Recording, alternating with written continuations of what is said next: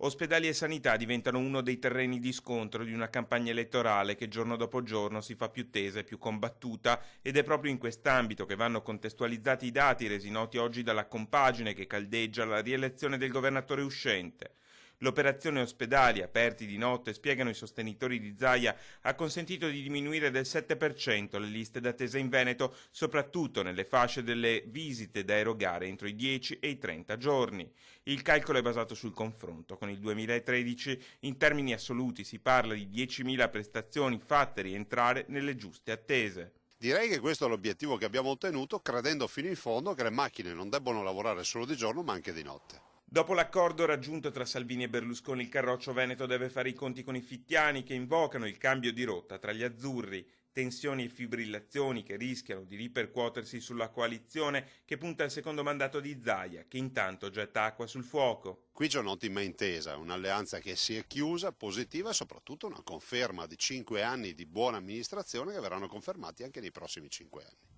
Ma intanto quella di quest'anno rischia di trasformarsi in una delle più accese competizioni elettorali, che il Veneto ricordi, tensioni interne ai partiti che hanno già spaccato la Lega Nord e che ora tengono sulla corda anche l'alleato Forza Italia.